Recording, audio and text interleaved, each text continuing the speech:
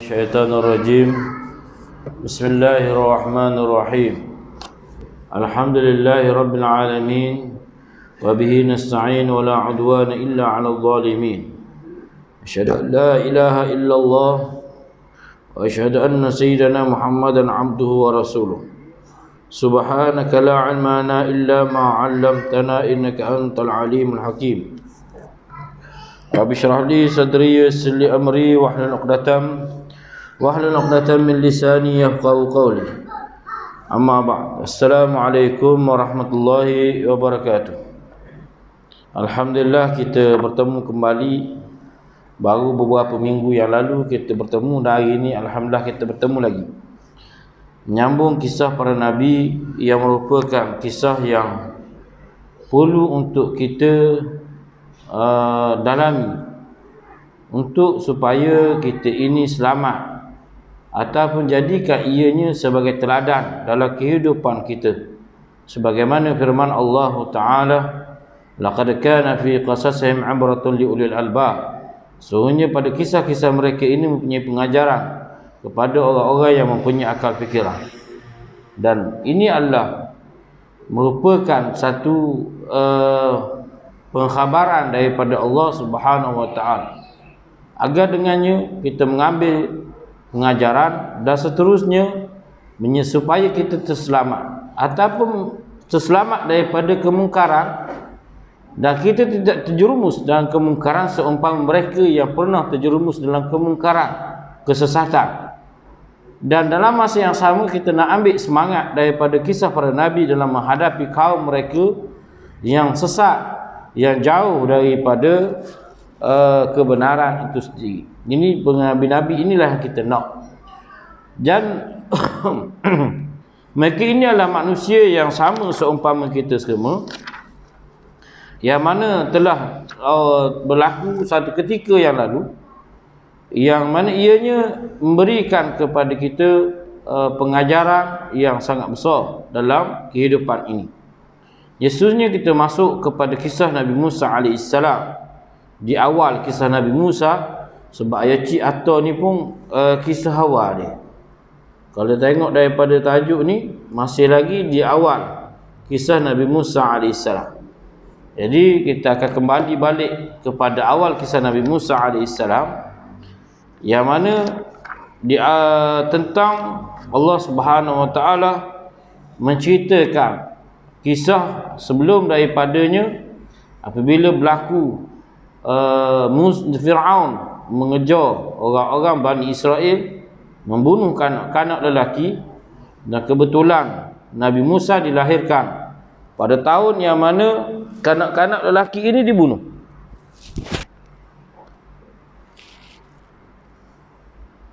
Pada tahun yang mana kanak-kanak lelaki ini dibunuh. Lalu Nabi Musa, ibu Nabi Musa diperintahkan oleh Allah, sebagaimana Allah mendatangkan malaikat Jibril beritahu kepada ibu Nabi Musa supaya hanyutkan Nabi Musa ke laut, ke sungai Nil. Lalu dihanyutkanlah Nabi Musa AS. Dalam masa yang sama Allah memberikan janji kepada ibu Nabi Musa, yang mana Allah akan kembalikan Nabi Musa ke pangkuannya. Allah menceritakan di dalam surah Al-Qasas ayat 10 sehingga ke-13. Wa asba fuadu ummi Musa farigha in kadat litubdi bihi laula an rabatna ala qalbiha litakuna minal mu'minin. Wa qalat li ukhtihi qussihi khabasurat bihi ala junubin wa hum la yash'urun. Wa harramna 'alaihil maradi'a min qabl faqalat hal adullukum ala ahli baitin yakfulunahu lakum wa hum lahu nasihin. Faradadnahu ila ummihi kay taqarra 'ainuha wa la tahzana wa ta'lama anna wa'dallahi haqq wa anna aktsarahum la ya'lamun. Nah, hadis ini Ibnu Abbas, Mujahid, Ikrimah, Sa'id bin Jubair, Abu Ubaidah, Al-Hasan, iaitu Al-Hasan Al-Basri, Qatadah, Ad-Dhahhak dan ulama-ulama lainnya menafsirkan mengenai perkataan ayat Allah berfirman, wa asbaha fuadu ummi Musa farigha, dan hati Nabi Musa ini menjadi kosong. Karena bila dia ni melepaskan anaknya ke sungai, letak dalam kotak, kemudian lepok dalam sungai. Jadi macam kata orang ngoyang, wallahu a'lam, pun tak pernah ngoyang. Macam mana keadaan orang ngoyang kita pun tak tahu. Cumanya kita boleh royaknya, dia jadi macam ke tak tahu pengong kata. Kosong, hidup dia jadi kosong dulu. Dia dah keadaan ini kerana dalam masalah ni hadiah dunia dia tak ada benda lain. Anak kan? Ibu dengan anak. Dilepas di dalam sungai, yang sungai tadi penuh dengan buaya. Kita tahulah sungai ni. Mereka kata zaman ni, zaman dulu pun sama je. Penuh dengan buaya dalam. Dan ditambah pula, maknanya kalau gitu mudah ceritanya mati. Tapi kerana perintah Allah, dia menghanyutkan Nabi Musa ke dalam sungai. Dan inkadat litubdi bihi, sesungguhnya hampir saja dia menyatakan rahsia tentang Nabi Musa tadi. Dia hampir menceritakan yang Nabi Musa telah dihanyutkan. Kerana maknanya daripada bahaya kena igat di Firaun dibunuh, biarlah dia nampak mayat anak dia tu, daripada kalau makan di buaya dan nampak ke satu. Hilang gitu je. Hampir-hampir dia beritahu. Nak royak itulah Nabi Musa telah pun dihantar ke dalam sungai. Laula arrabatna ala qalbi, seandainya kami tidak teguhkan hati. Di sini Allah Subhanahu Wa Taala menjadikan, menyampakkan rasa tabah, rasa sabar yang sangat tinggi di dalam hati ibu Nabi Musa alaihissalam. Dan dengan kesabaran yang telah dilakukan oleh ibu Nabi Musa tadi, lalu Allah mengatakan faradnahu ila ummi kay taqarra ainuha wa la tahzan wa li ta'lama anna wa'dallahi haq. Dan seterusnya kami kembalikan dia, iaitu Musa, kepada ibunya agar senang hatinya dan tidak bersedih hati, dan agar dia mengetahui bahawa janji Allah itu adalah benar. Janji Allah SWT sudah pun berjanji dengannya dan Allah berkembalikan. Allah beritahu dahulu, Allah kembalikan. Jadi ini yang disebutkan sebagai kelebihan atau mengembalikan Musa kepadanya, dalam masa yang sama mengangkat pula Nabi Musa ini menjadi Rasul. Nah, ini merupakan satu pengembalian yang kita kata bukti kebenaran dan juga bukti khabar gembira tentang kerasulan. Maknanya Allah dah beritahu benda ni awal-awal kepada ibu Nabi Musa, dan kebanyakan manusia ini tidak mengetahuinya, supaya hati dia tak teguh. Dia tak teguh dalam melaksanakan perintah. Dia mengatakan benda ni sudah dikembalikan, barulah Allah ceritakan, barulah diketahui hikmah di sebaliknya. Nyonya Allah suruh perintahkan kepada ibu Nabi Musa melalui Jibril, beritahu, letakkanlah, hanyutkan anakmu dalam sungai, dan janji ianya Allah akan kembalikan anaknya kepadamu. Kita tahu Bani Israel, mereka ini adalah manusia yang beriman kepada Allah pada zaman itu. Mereka ini walaupun hidup ditindas oleh Fir'aun, mereka tidak meninggalkan ajaran Nabi Ya'qub yang sebelum daripadanya. Mereka kekal beriman kepada Allah, walaupun sebahagiannya telah meninggalkan ajarannya, tak tahu benda dah. Maknanya mereka ini sudah terkesan dengan perangai-perangai menyembah berhala daripada kalangan orang-orang Bani Israel itu sendiri. Dan seterusnya, dalam masa itu, bila dicampakkan ke dalam sungai, lalu ibunya menyuruh kepada kakak Nabi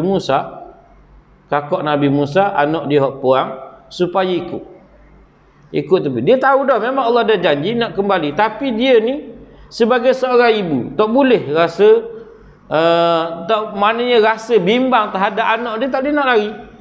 Suruh ibu dia ni, anak dia ni supaya ikut. Saya akan ringkaskan, saya tak akan baca ayat Al-Quran keseluruhannya. Cuma kita nak cerita itulah keadaan. Lalu kakak dia ni pun ikut. Sehinggalah akhirnya kotak tadi masuk ke dalam tempat kawasan larangan istana. Mana tempat isteri, anak-anak Fir'aun bermandi-mandi pada kawasan khas yang bersambung dengan sungai Nil. Di saat itu bila masuk saja dalam kawasan Raja Fir'aun tadi, lalu isteri Fir'aun yang bernama Asiyah mengambil kotak tersebut, lalu bila dia lihat dan melihat seorang budak, dan dia berharap supaya ianya untuk menjadikan Nabi Musa ini sebagai anak angkat dia, angkat Nabi Musa sebagai anak angkat dia, dan seterusnya. Ini nak ceritanya bagaimana Allah mengancam. Fir'aun ni rasa hebat dah. Dia rasa hebat dah. Dan dia dah membunuh sekian banyak anak Bani Israel, anak-anak Bani Israel. Mereka mengancam, kalau boleh tak ada orang yang boleh meruntuhkan kerajaan dia. Tapi nak ceritanya Allah ni maha bijaksana. Sekarang kita selalu cerita tentang Dajjal, konspirasi Dajjal. Kalau kita tengok dalam FB, anti-vaksin ni semua sekali ni. Hebatnya geng-geng ni, dia punya perancangan konspirasi dan sebagainya. Mereka ini lupa Allah Subhanahu Wa Taala adalah sebaik-baik perancang. Hebat macam mana sekalipun, mu tidak boleh mampu untuk mengatasi kuasa Allah Subhanahu Wa Taala atas muka bumi ini. Sebab itulah jangan mikirlah sangat perancangan dia tu. Mikir perancangan kita nak ke syurga ke neraka. Macam mana cara nak ke syurga? Macam mana cara ke neraka? Ni sibuk cara ke benda yang tidak perlu kita nak cara. Ikut sajalah apa yang telah ditetapkan oleh kerajaan, selagi ianya tidak bercanggah dengan syarak. Apatah lagi perkara itu adalah untuk menjaga kesihatan masyarakat, supaya masyarakat ini mampu untuk melawan penyakit. Dengan cocok vaksin, ini antara cara untuk menentang, melawan penyakit tadi. Nak ubat tu tak boleh, tapi dengan cara nak lawan tu boleh, supaya jadi kuat. Macam kita naik motor lah. Bila kata naik motor, risiko belanggar tu tetap ada. Tetapi kalau kita pakai topi, taklah cedera parok sangat. Tapi kalau pakai topi tak cedera, tak cedera parok. Mana kalau kita tak pakai topi, kemungkinan cedera tu teruk. Kemungkinan tak cedera. Tapi cedera orang yang tak pakai topi dengan orang yang pakai topi berbeza. Itu nak ceritanya bahawasanya itulah keadaannya. Bila melihat kepada pakar-pakar dalam perubatan bahawasanya perlu perkara ini dilaksanakan, mereka pun buat. Sebab itulah kita kena melihat kepada maslahah. Walau ambil je lah, Allah tidak melarang kita ini berikhtiar, dan Allah suruh supaya kita ini berikhtiar dan bertawakal kepadanya. Ikhtiar dulu, lepas tu baru tawakal. Ni tawak gapa-gapa lepas tu nak tawakal, itu tawakal bodoh. Tak boleh. Kena berubat dulu baru boleh tawakal. Serahkan segala-galanya. Mati tetap mati. Jangan mati dalam keadaan yang kita kata, yang kita ni tak tahu kala, lepas tu ikut dalam keadaan ikut hawa nafsu kita, dan terikut-ikut dengan orang yang juga tak tahu kala juga, hanya berpegang dengan konspirasi semata-mata. Dalam hal ini bagaimana Allah nak tunjukkan sehebat-hebat Fir'aun mengadakan konspirasi untuk menghapuskan golongan yang akan menentang dia di akan datang. Awal-awal lagi. Jadi dia pun sekat awal-awal supaya golongan yang akan menentang dia ni mesti dibunuh. Lalu dirancang untuk membunuh. Dan dibunuhlah anak-anak Fir'aun, anak-anak Bani Israel. Dalam masa yang sama, Allah Subhanahu Wa Taala yang maha merancang tadi telah membawa penentang dia itu masuk ke dalam istana dia. Inilah dia kebijaksanaan Allah. Hebat mana pun manusia, mereka tidak mampu mengatasi kebijaksanaan Allah Subhanahu Wa Taala. Dia tak payah nak konspirasi sangatlah. Tak perlu. Cukuplah kita beriman dengan apa yang Allah Subhanahu Wa Taala perintahkan kepada kita untuk kita laksanakan. Kita perlu juga berwaspada dengan apa yang dirancang oleh orang-orang kafir. Tetapi dalam masa yang sama, kita juga kena rancang kehidupan kita selepas ini, ke syurga ataupun ke neraka. Dan apakah keputusan itu bertepatan dengan kehendak Allah Subhanahu Wa Taala ataupun tidak? Itulah yang sepatutnya kita kena fikirkan. Jadi di sini, apabila Nabi Musa AS berada di istana Firaun, ada beberapa cerita. Firaun nak bunuh dia. Nak bunuh Nabi Musa AS. Isteri dia kata, dia ni budak lagi. Biarlah kita ambil dia, jadikan sebagai anak angkat ataupun jadikan sebagai hamba kita, supaya kita boleh jadikan ianya manfaat kepada kita. Dan ada satu kisah tentang bagaimana kenapa Nabi Musa ni gagap. Ada riwayat mengatakan dia ni gagap. Ini adalah kisah Israiliyat. Kebenarannya di sisi Allah SWT lebih tahu. Iaitu tentang apabila Firaun cuba untuk mendukung Nabi Musa AS. Nak backing dah gagah Nabi Musa ni, masa kecil lagi bisa dah. Jadi dia tarik janggut Firaun. Dia tarik janggut Firaun, jadi kesakitan Firaun. Kalau kita ni gak makiamu, matang dak ni. Aku nyek-nyek gi nak bunuh aku dak. Jahat dah budak ni. Budak ni budak jahat. Kecil-kecil gi nak bunuh aku dak. Jadi bini dia ni kata mu budak-budak buat kira tu. Dia tak tahu kala pun, dia tak kenal pun mana baik mana buruk. Lalu Firaun pun nak test.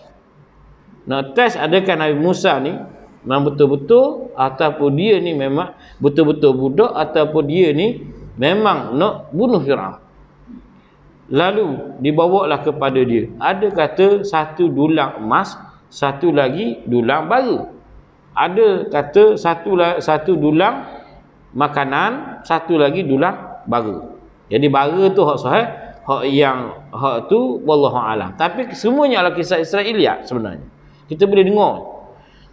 Lalu dibawalah ke hadapan Nabi Musa AS, di hadapan dia dua dulang. Dan Nabi Musa pun bila tengok emas ke atau makanan pun nak capai ke makanan lah. Walaupun ada bara yang menyala tadi, tak capai ke bara tadi. Nak capai malaikat pun tolak tangan dia dan dia ni pegang bara tadi. Nak cerita gagahnya Nabi Musa, tak berasa dia pegang tadi dan dia siap masuk dalam mulut dia sampai mok dia tu pergi korek ataupun Asiah tu pergi korek. Pergi korek balik daripada mulut Nabi Musa AS. Itulah di antara kisahnya tentang kenapa Nabi Musa ni lidah dia tu gagap. Tapi kalau kita tengok akan datang daripada kisah Nabi Musa ini, bagaimana Nabi Musa berdebat dengan Firaun. Boleh je. Itulah yang kita kata kita akan tengok satu-satu kisahnya. Di antara kisah yang lain disebut dalam Al-Quran tentang kisah ini. Di sebalik keimanan Nabi Musa, keimanan ibu Nabi Musa ini, bagaimana Allah nak membalas keimanan yang telah ditunjukkan oleh ibu Nabi Musa. Dan Allah nak menunaikan janji dia kepada ibu dia, ibu Nabi Musa ini. Apabila sampai saja ke dalam istana Firaun, lalu dan Asiah isteri Firaun ambil keputusan untuk menjadikan Nabi Musa ini anak akak. Dan kebetulan dia ni tak ada anak. Dia ni tidak ada anak. Jadi dia nak ambil Nabi Musa ini sebagai anak angkat dia. Lalu bila dah ambil ni, nak carilah orang menyusu. Nabi Musa pun menangis tak berhenti. Tak berhenti menangis. Lalu dia buatlah pengumuman. Atau ke WhatsApp, atau ke FB, atau ke Telegram. Royak kata siapa dia boleh nyusu anak, mari. Dan kakak Nabi Musa masa tu ada. Dan dia pun balik cerita ke mak dia, dan mak dia pun bersegera mari. Marilah ramailah beratur untuk menyusukan Nabi Musa AS dan seterusnya. Dan semuanya Nabi Musa menangis, tak mau berlaku. Tak mau nyusu berlaku. Lalu siapa saja kepada ibu dia, dia terus nyusu. Lalu nak ceritanya, kemudian ibunya pun dilantik untuk mengasuh Nabi Musa. Nak ibu sendiri dilantik untuk mengasuh anak sendiri. Mana cerita kerana keimanan dia tadi, Allah balas dengan plus. Dia yakin dengan janji Allah supaya letak anak dia dalam sungai tadi, yang mana Allah akan kembalikan dia. Bukan hanya sekadar Allah kembalikan dia, bahkan Allah jadikan dia ni sebagai orang gaji pula dalam istana Firaun. Dapat gaji besar apa? Pera anak sendiri dapat gaji besar. Nak cerita hebatnya Allah Subhanahu Wa Taala dalam merancang. Ada orang yang kadang-kadang tidak menyangka perkara ini boleh berlaku. Asiah jadikan Nabi Musa sebagai anak angkat, mau cari orang siapa dia boleh nyusu, lalu mak dia mari nyusu kepada anak dia sendiri. Tak ada dah nak kembalikan ke rumah, dak. Duduk istana tu, membesar di istana dan juga menjaga anak dia sendiri. Itu nak cerita betapa hebatnya kekuasaan Allah SWT. Bakinya kita yakin ke tidak janji Allah. Ibu Nabi Musa, kenapa Allah kembalikan? Kerana apa yang telah dilakukan itu adalah pengorbanan yang sangat besar. Lepas anak, boh. Samalah juga kisah Nabi Ibrahim, sembelih anak. Padahal sampai sekarang Nabi Ibrahim, setiap kali orang buat umrah, setiap kali orang selawat kepada Nabi kita, setiap kali orang buat ibadat di Masjidil Haram, selagi itulah dia boleh pahala. Kalau Nabi kita jangan ceritalah. Sebab tu kadang-kadang pelik orang kita. Ila hadratin Nabi SAW. Nak sedekah Fatihah ke Nabi. Kadang-kadang kita pelik kok. Kita sebarang amal soleh yang kita buat bersandarkan kepada Al-Quran dan Sunnah, Nabi kita boleh pahala. Dia macam MLM lah. Selagi mana ada orang buat ni, orang buat kerja, lagi itulah kita boleh. Itulah sistem Islam. Sebab itulah anak-anak kita, kalau kita ngajar anak-anak kita, selagi mana dia buat amal soleh, sembahyang bang, selagi itulah kita boleh pahala. Tak nanti dia berdoa kepada kita.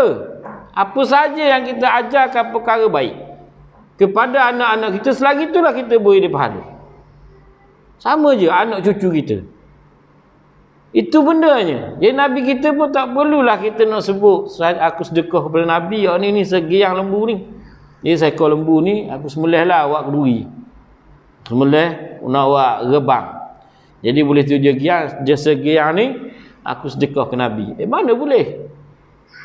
Tak perlu. Nabi musmelih je dapat dah ke Nabi. Memang sahih dapat.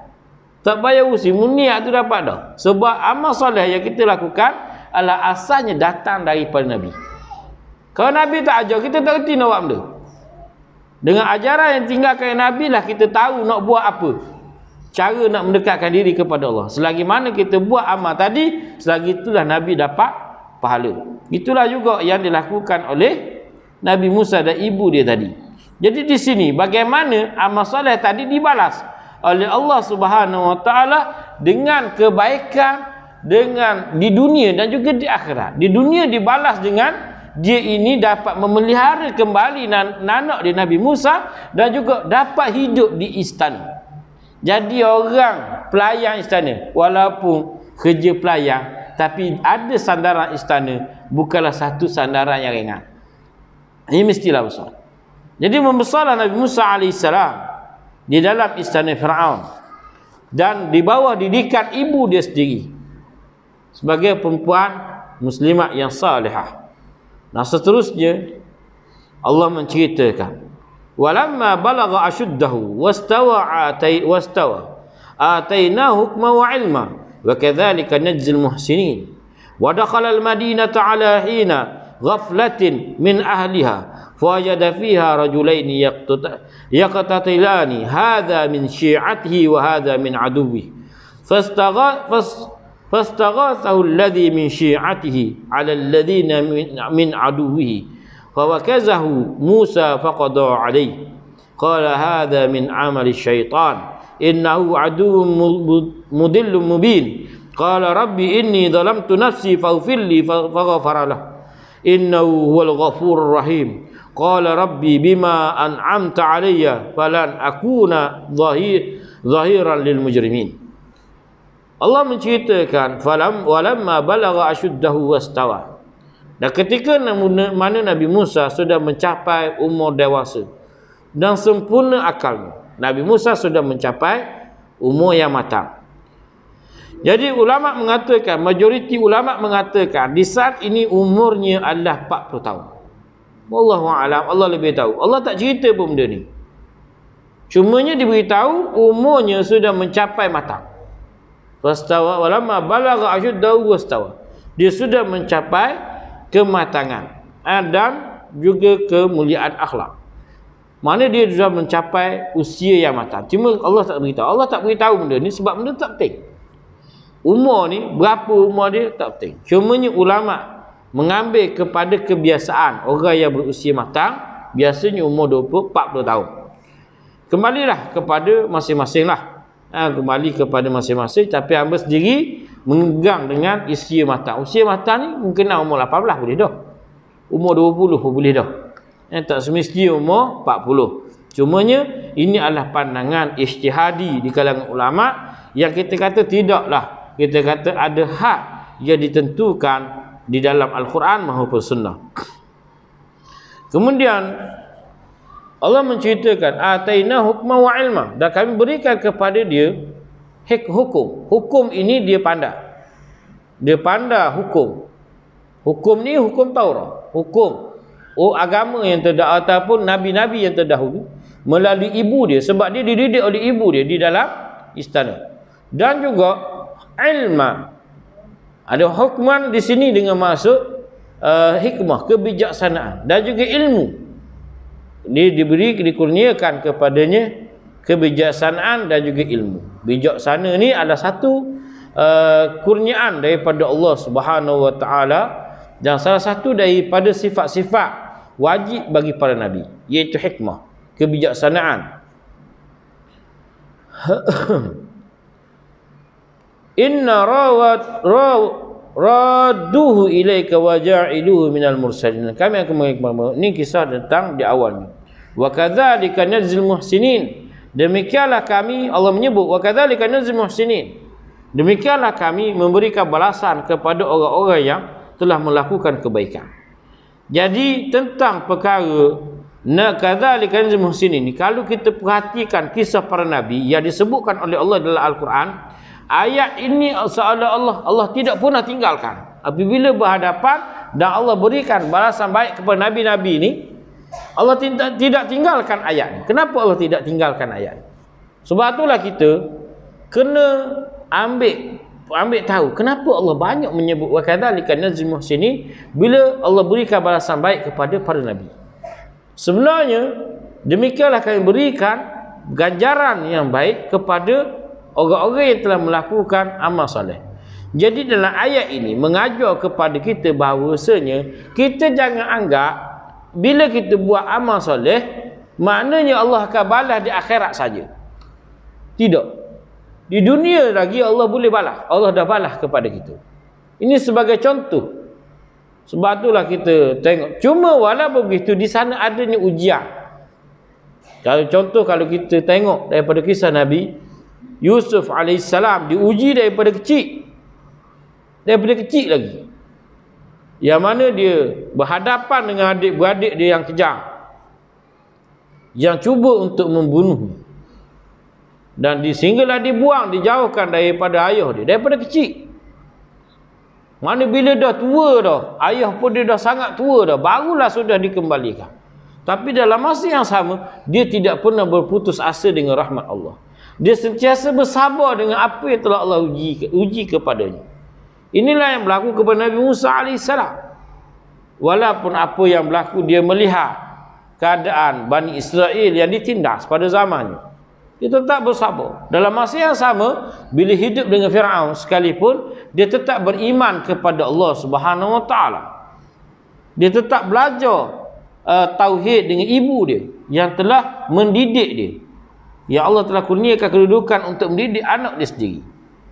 Inilah yang menjadikan dia ini sebagai orang yang saleh, dan kerana kesalehannya inilah maka Allah memberikan kepadanya hikmah dan juga kebijaksanaan. Sesungguhnya wa dakhala al-madinata ala hina ghaflatin min ahliha. Pada satu ketika Nabi Musa pun masuk ke dalam bandar. Di sini disebut kota ini sebagai kota Memphis. Wallahu a'lam. Hina ghaflatin, di saat penduduknya sedang sibuk berjual beli. Ghaflah ni maknanya tengah buta. Tengah dak sedar. Maksud dak sedar ni dak cara mu nak cari benda kat anda mu lah. Aku nak cari barang aku. Orang ni cara aku, orang ni cara aku, masing-masing cara. Tak ada pakai tupu kepada Nabi Musa, tidak. Masing-masing cara kehidupan masing-masing. Jadi Ibn Abbas, Sa'id bin Jubair, Ikrimah, Qatadah, As-Suddi mengatakan pada waktu itulah di siang hari, dan Ibn Abbas mengatakan di antara dua waktu isyak. Wallahu a'lam. Tapi ianya adalah pada siang hari. Wajada fiha rajulaini yaqtatilan. Dan di saat dia masuk tadi, dia dapati ada dua orang yang saling bergaduh, berbalah di antara dua pihak. Hadza min syi'atihi, satu puak daripada golongan dia, pengikut dia, iaitu Bani Israel, sama-sama satu kaum. Dia Bani Israel dengan orang Qibti ni dia ada perbezaan. Dan satu lagi orang hadza min aduwi, dan hadza min aduwi dengan maksud satu lagi daripada pihak musuhnya, daripada orang Firaun, iaitu daripada golongan Qibti. Muka dia ni mungkin berbeza, wallahu a'lam. Memanglah berbeza belaka antara kitanya dari sudut kata mungkin kulit dia tu orang Bani Israel biasanya putih. Orang Qibti ni kulit dia sawo matang ataupun hitam. Wallahu a'lam lebih tahu. Ataupun dari sudut rambut dia. Mungkin rambut dia ni khiting. Orang Bani Israel tidak khiting. Itu Allah lebih mengetahui tentang ni. Cuma nak ceritanya dalam hal ini berlaku pertembungan di antara seorang lelaki daripada Bani Israel dan seorang lelaki daripada kaum Qibti. Lalu fastaghathahu alladhi min syi'ati 'ala alladhina aduwwihi min aduwwi, dan orang yang daripada golongannya daripada Bani Israel tadi pun meminta tolong daripada Nabi Musa untuk mengalahkan musuhnya daripada kaum Qibti tadi. Jadi di sini kenapa benda ni berlaku? Kerana Musa ni memang terkenal dengan keberanian. Orang tahu Nabi Musa ni memang berani dan gagah. Dan dia ni juga menjadi nisbah, walaupun dia ni anak orang Bani Israel, tetapi dia dinisbahkan sebagai anak angkat Firaun. Sebab dia dididik di dalam istana. Orang seru dia ada kedudukan. Jadi orang tu kalau tengok dia, orang akan minta tolong dengan dia. Mana kabel kasar lah. Nabi Musa ni dia ada kabel kasar. Dan Bani Israel memang banggalah dengan Nabi Musa. Walaupun dalam keadaan Bani Israel ditindas, tetapi mereka berbangga dengan Nabi Musa kerana Nabi Musa ini dibesarkan dalam istana Firaun. Lalu mereka pun minta tolong ke Nabi Musa untuk membantunya. Lalu Nabi Musa pun fawakazahu, maka dia pun meninjunya. Ada kata menumbuknya, ada kata menamparnya, ikutlah. Jadi Nabi Musa telah pukul orang Bani Israel tadi, orang Qibti tadi dengan seluruh telapak tangan. Qatadah mengatakan Musa memukul dengan menggunakan tokatnya. Ini kata Imam Qatadah, seorang daripada ulama tabi'in. Faqada alaih, lalu matilah orang Bani Israel dengan sekali tapur tadi, dengan sekali penumbuk tadi, dengan sekali ketukan tadi, mati selalu. Dan kita tahulah orang Qibti ini adalah orang yang kafir dan juga menyemutukan Allah Subhanahu Wa Taala. Dan Nabi Musa ni sendiri pada asasnya dia bukan berniat untuk membunuh, tapi hanya sekadar nak beri peringatan je. Tapi nak rakyat ni dia memang gagah. Itu yang jadi masalah. Kalau kita, macam kalau kita mikir cara kita, mana kalau kita tengok orang balah, kita nak pelera orang tu tak layak, kita akan tapur. Kawan tu tak mati. Tak akan mati orang kalau bos takat kita tapur. Tetapi Nabi Musa berbeza. Dia nak ingat, nak kontrol dia punya power dia tu. Menyebabkan sekali dia tapur, kawan tu buih mulut mati selalu. Mati lalu situ lah. Lalu Nabi Musa berkata, Nabi Musa tengok saya kematian tadi, nak cerita Nabi Musa ini adalah seorang hamba yang saleh. Dia tidak merasa gugup, tapi dia hanya takut kepada Allah. Dia hanya takut kepada, dia tak bimbang kepada Firaun, dia tak bimbang kepada siapa-siapa, tapi dia takut kepada Allah dengan mengatakan, hadza min amali syaitan. Ini adalah kerja setan. Innahu aduwwun mudillun mubin. Sesungguhnya dialah musuh yang menyesatkan dengan kesesatan yang sangat nyata. Qala rabbi inni zalamtu nafsi faghfirli faghfaralah. Lalu dia pun berdoa kepada Allah, minta, ya Allah, ya Tuhanku, aku telah menzalimi diriku sendiri, maka ampunkanlah aku. Maka Allah pun mengampunkan dosanya. Innahu huwal ghafurur rahim. Sesungguhnya dialah Maha Pengampun lagi Maha Pengasih. Jadi dalam ayat ini menjelaskan kepada kita bahawasanya apa yang berlaku tadi seolah satu ketidaksengajaan yang telah dilakukan oleh Nabi Musa. Bukanlah satu benda yang dia memang nak bunuh orang tadi. Tapi dengan apa yang berlaku tadi, Nabi Musa bersegera bertaubat kepada Allah Subhanahu Wa Taala. Dengan kesalahan yang kita kata yang asasnya memang dia tak mau bunuh pun orang tu. Tak mau bunuh pun, tapi dengan sebab tamparan tadi maka orang itu terbunuh, maka dia bertaubat kepada Allah dengan apa yang telah dilakukan. Lalu dia berkata, qala rabbi bima an'amta alayya, wahai Tuhanku, ini demi nikmat yang telah Engkau kurniakan kepadaku. Walan akuna zahiran lil mujrimin, dan maka aku tidak akan menjadi golongan penolong kepada orang-orang yang berdosa. Seterusnya, orang-orang Qibti bersokongkol untuk membunuh Nabi Musa.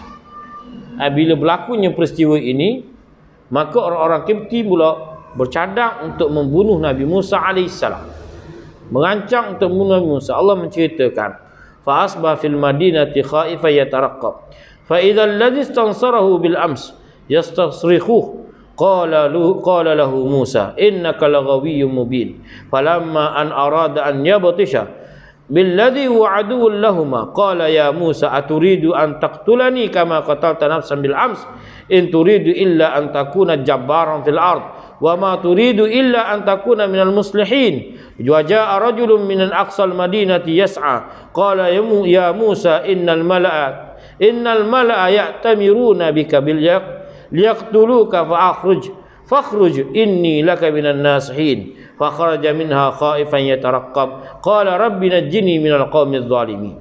Dalam ayat ini, iaitu peristiwa terakhir, saya cuba akan ringkaskan kisahnya. Bila berlaku peristiwa tadi, maka berlakulah di dalam bandar itu kekecohan dengan apa yang telah berlaku. Maka di saat itu ada berlaku juga peristiwa yang sama berlaku. Ada kata benda ini berlaku selepas 2 hari. Ada kata sehari selepas tu Nabi Musa pergi pula pasar. Lepas pada tu bila dia pergi pasar macam kemarin, orang yang sama kemarin dia tu balah pula dengan Bani Israel yang lain. Orang dengan kaum Qibti yang lain, kaum Musa, kaum Fir'aun yang lain, dia balah. Lalu dia minta tolong sekali lagi Nabi Musa. Nabi Musa pun tak boleh. Dalam ayat ni Allah ceritakan Nabi Musa tak boleh. Lalu bila dipujuk-pujuk akhirnya dia pun orang Qibti tadi, bukan pujuk orang Qibti tadi, bila dengar orang ni minta tolong dengan Nabi Musa, orang kata, mu nak bunuh aku pula macam bunuh orang mai. Nak bunuh aku pula. Nabi Musa kata tak. Tidak. Lalu datanglah seorang lelaki daripada kalangan keluarga Fir'aun, yang mana boleh jadi pak saudara kepada Fir'aun ataupun adik-beradik kepada Fir'aun ataupun anak saudara ke sepupu sepapak daripada Fir'aun, daripada keluarga Fir'aun, yang merupakan teman sepermainan kepada Musa AS, ataupun orang yang rapat ketika mana Nabi Musa berada dalam istana dulu. Dalam istana beritahu kepada Nabi Musa, wahai Musa, pergilah. Sekarang ni para tentera, para jeneral, para panglima sedang duk carimu, ya'tamiruna bik, masing-masing duk tengah carimu, liyaqtuluk, untuk membunuh. Fakhruj fa inni laka minan nasis, sungguhnya aku ni beri nasihat. Keluarlah daripada Mesir ni, kerana sekarang ni askar tengah duk carimu, nak igakmu, nak bunuhmu. Lalu dia pun keluar dalam keadaan yang takut, yang teramat sangat. Ya taraqqab, iaitu keluarlah dia dalam keadaan rasa takut dan berwaspada. Ya taraqqab, iaitu yang berwaspada. Lalu dia berdoa kepada Allah, ya Allah, ya Tuhanku, qala rabbi najjini minal qaumiz zalimin, wahai Tuhanku, selamatkanlah aku daripada kaum yang zalim. Inilah dia di antara kisah yang berlaku. Seterusnya Nabi Musa berjalan. Ada riwayat mengatakan Nabi Musa ni keluar dalam keadaan selas pinggang. Memang tak ada apa satu. Piti pun tak ada. Piti tak ada. Hatta selipar pun dah pakai katanya. Tapi doa sangatlah kalau kata tak pakai selipar tu. Cuma dia keluar dan dia berjalan sehinggalah sampai ke Madain, satu wilayah di Madian, satu tempat di negeri Madian. Allah menceritakan, walamma tawajjaha tilqa'a madyana qala asa rabbi an yahdiyani sawa'as sabil walamma warada ma'a madyana wajada alaihi ummatan minan nas yaskuna wajada min dunihim ra'ataini tadudan qala ma khatbukuma qalata la nasqi hatta yusdira ri'a wa abuna shaykhun kabir. Ini kisah tentang Nabi Musa sapa dan bertemu dengan dua orang puan.